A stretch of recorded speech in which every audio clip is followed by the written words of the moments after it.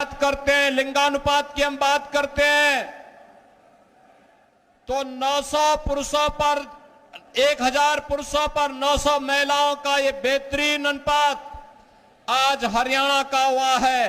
और याद रखना, जिस समाज में नारी की पूजा होती हो, उसकी गरिमा की रक्षा होती हो, उस समाज को और उस देश को आगे बढ़ने से कोई ताकत रोक नहीं सकती है। और हमारे हरियाणा ने यह करके दिखाया है 10 वर्षों में। हमारे हरियाणा ने यह करके दिखाया है। बहनों और भाइयों, जो कांग्रेस की सरकार के समय, बहुजन समाज पार्टी की सरकार के समय जो असंभव था, वह मोदी जी ने संभव करके दिखाया है। याद करिए, आज आपके करनाल में हरियाणा का पहला मेडिकल यूनिवर्सिटी भी खुल चुका है। हरियाणा के जितने मेडिकल कॉलेज बनेंगे ना, ये सब मेडिकल कॉलेज यहां से एफिलिएटेड होंगे। आपकी एक नई पहचान मिलने वाली है। हरियाणा के पास अपना एक मेडिकल यूनिवर्सिटी है, एक स्पोर्ट्स यूनिवर्सिटी भी है। आज हरियाणा में हर घर नल की योजना भी है। तो हरियाणा आज अराजकता और भ्रष्टाचार का नहीं, परिवारवाद का नहीं, बल्कि विकास का एक नया मॉडल बनकर के उभरा है। ये डबल इंजन सरकार की ताकत इस रूप में आज हरियाणा में देखने को मिल रही है। बहनों और भाइयों, मैं इससे पहले एक सभा में था, और इससे पहले कि जिस सभा में मैं था, वहां पर सभा में जाने के पहले एकदम मंच के पास थोड़ी दूरी पर भारतीय जनता पार्टी के कार्यकर्ताओं ने महाराणा कुंभा की भव्य प्रतिमा पर माल्यार्पण का कार्यक्रम रखा हुआ था। आप याद करिए, इस महान योद्धा ने भारत की सुरक्षा के लिए, भारत की संप्रभुता के लिए उस कालखंड में जो योगदान दिया था, आज भी उस महान योद्धा को, चाहे वह महान योद्धाओं में महाराणा कुंभा हो, महाराणा सांगा हो, महाराणा प्रताप हो या पृथ्वीराज चौहान हो, इन महान योद्धाओं का योगदान भारत के लिए था, अपने लिए नहीं, स्वदेश और स्वधर्म के लिए था। और याद रखना, हम सबका योगदान भी अपने देश के लिए होना चाहिए। स्वदेश और स्वधर्म के लिए हमारा सब कुछ समर्पण होना चाहिए। जब देश की बात आएगी, स्वधर्म की बात आएगी, तो इससे बढ़कर के कुछ नहीं हो सकता है। इससे बढ़कर के कुछ नहीं हो सकता है। हमारे पूर्वजों ने यही तो हमें प्रेरणा दी है, यही कारण रहा है। एक विदेशी आक्रांता 500 वर्ष पहले अयोध्या में रामलला के मंदिर को क्षतिग्रस्त करता है, अपवित्र करता है, लेकिन जब ये देश स्वतंत्र था, हम मानते थे कुछ नहीं हो सकता, तब भी हिंदू लड़ता रहा। लाखों हिंदुओं ने अपनी शहादत दी, लेकिन 1947 में देश आजाद होता है। बहनों और भाइयों, स्वतंत्र भारत में कांग्रेस का दायित्व था कि पहला कार्यकर्ता अयोध्या में रामलला के भव्य मंदिर के निर्माण का मार्ग प्रशस्त करता। कांग्रेस ने नहीं किया, क्योंकि कांग्रेस को भारत की आस्था का नहीं, अपने वोट बैंक की चिंता थी। उन्हें सत्ता चाहिए थी, देश की कीमत पर सत्ता। याद करिए, पाकिस्तान में ननकाना साहिब कॉरिडोर बनाने के लिए कांग्रेस ने रोड़े अटकाने का कार्य किए थे। आज भी ननकाना साहिब में, वहां पर जब गुरु गोविंद सिंह जी महाराज की प्रकाश पर्व आता है, वहां पे हरि कीर्तन नहीं करने दिया जाता है, रोका जाता है। कांग्रेस का इतिहास तो कत्लेआम का रहा है। 1984 में सिख बंधुओं के साथ क्या किया था, और अभी राहुल गांधी क्या बोल रहे थे विदेश में जाकर के, सिखों को गाली दे रहे थे, भारत को अपमान कर रहे थे, भारत की संवैधानिक संस्थाओं पर उंगली उठाने का कार्य कर रहे थे। जो कांग्रेस भारत की महान गुरुओं की परंपरा का अपमान कर रही हो, जो कांग्रेस भारत के बाहर जाकर के जिस कांग्रेस के नेता भारत का अपमान करते हो, भारत की संवैधानिक संस्थाओं को कटघरे में खड़ा करते हो, उस कांग्रेस से उम्मीद करना कि कांग्रेस आपकी आस्था का सम्मान करेगी, ये बेवकूफी होगी। और कांग्रेस जो की थी उसको उसके हालात पर पहुंचाने का काम जनता जनार्दन ने किया। बहनों और भाइयों, आज कांग्रेस का ढांचा वैसे ही जर्जर हो चुका है जैसे अयोध्या में बाबरी ढांचा था। एक धक्का और दो, बाबरी ढांचे को तोड़ दो, ये नारा जब राम भक्तों ने लगाया था तो बाबरी ढांचा हमेशा के लिए ध्वस्त हो गया। और बाबरी ढांचा जो ध्वस्त हुआ, गुलामी का ढांचा ध्वस्त हुआ, अयोध्या में राम मंदिर निर्माण का मार्ग प्रशस्त हुआ। और मैं आपका यही आह्वान करने के लिए आया हूं, जो ये लोग जाति की राजनीति करके आपको विभाजित करना चाहते हैं, मैंने कहा था ना कि बटोगे तो कटोगे, एक रहोगे तो नेक रहोगे। कोई माई का लाल आपका बाल बांका नहीं कर पाएगा।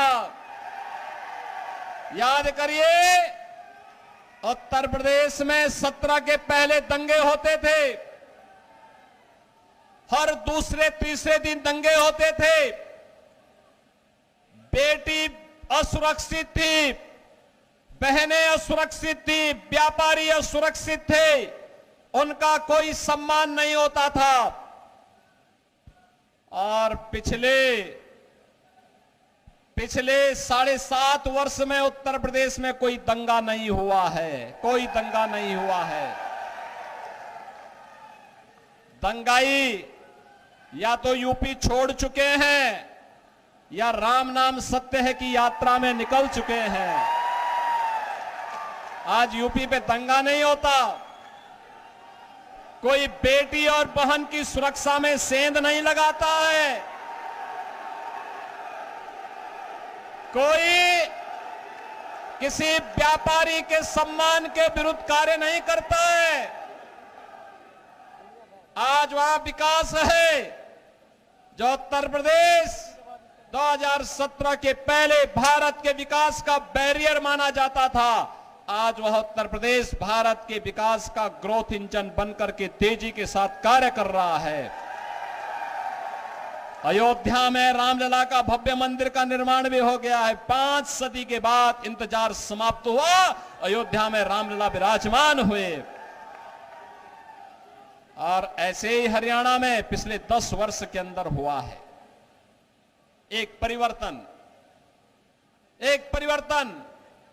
जिस हरियाणा को कांग्रेस ने परिवारवाद के, भ्रष्टाचार के गर्त में डुबोने का काम किया था, चाहे कांग्रेस रही हो, चाहे इनलो रही हो, और चाहे वह दिल्ली के अंदर झाड़ू लगाने वाली पार्टी हो।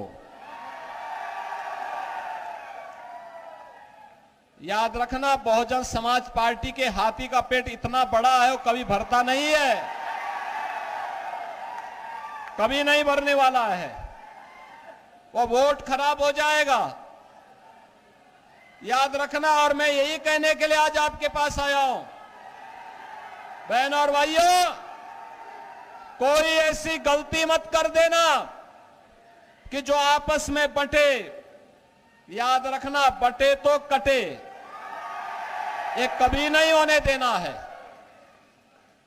और एक कांग्रेस का जो हाथ है ना, ये अभी हालात को और बिगाड़ने के लिए आया है। कांग्रेस का हाथ बिगाड़ेगा हालात, और विकास की जो रफ्तार है नायब सिंह सैनी की सरकार को लाने के लिए यह आवश्यक है। यह नायब सिंह सैनी की सरकार इस विकास की रफ्तार को स्पीड अप करने के लिए आवश्यक है और इसीलिए हम लोग आए हैं। इसीलिए बहनों और भाइयों, मैं आया हूं आपसे कहने के लिए, भारतीय जनता पार्टी ने बिना किसी भेदभाव के यहां कार्य किया है। श्री मनोहर लाल खट्टर जी के नेतृत्व में रहो या नायब सिंह सैनी जी के नेतृत्व में, प्रधानमंत्री मोदी जी का मार्गदर्शन है। भ्रष्टाचार हरियाणा समाप्त, हरियाणा का समाप्त, गुंडागर्दी समाप्त, चौथ वसूली समाप्त, विकास की नई नई स्पीड, कनेक्टिविटी की बेहतरीन कार्य, हर घर नल की योजना, हर गरीब के पास आवास की सुविधा, हर गरीब को राशन की सुविधा, आयुष्मान भारत भी है, किसानों के लिए किसान सम्मान निधि भी है। बहनों और भाइयों, विकास की इस स्पीड को अनवरत बने रहने देने के लिए आवश्यक है कि फिर से भारतीय जनता पार्टी की से नायब सिंह सैनी के नेतृत्व की सरकार, तीसरी बार भाजपा की सरकार हरियाणा में बने और इसी के लिए आज मैं आपका आह्वान करने के लिए आया हूं। श्री योगेंद्र राणा को भारतीय जनता पार्टी ने अपने कर्मक कार्यकर्ता को अपने बीच में चुनाव मैदान में उतारा है। बहनों और भाइयों, ये जो कांग्रेस 1984 के सिख बंदों की हत्या के लिए कटघरे में खड़ी है, इसको कभी भी बर्दाश्त मत करना, इसको स्वीकार मत करना, इसको एक सिरे से खारिज करो। ये अंतिम श्वास गिन रही है, अब अपनी ऑक्सीजन दोगे तो इसका विष बेल फिर तेजी के साथ फैल करके देश के अंदर दंगे करवाएगा, लूटपाट कराएगा, कश्मीर में सेंध लगाने का कार्य करेगा, सुरक्षा में सेंध लगाने का काम करेगा, अराजकता फैलाने का कार्य करेगा। ये कतई मत होने देना। कांग्रेस हो या बहुजन समाज पार्टी या आम आदमी पार्टी, ये तीनों एक ही थैले के चट्टे बट्टे हैं, इनको विकास से कोई लेना देना नहीं।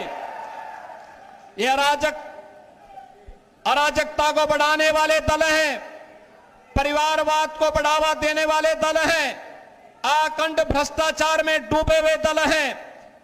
इनका विकास से कोई लेना देना नहीं। गांव से, गरीब से, किसान से, महिलाओं से, किसी भी तबके से इनका कोई लेना देना नहीं है। इनका तो एक ही एजेंडा है, बांटो और राज करो। हमें बंटना नहीं है, हमें बंटना नहीं है।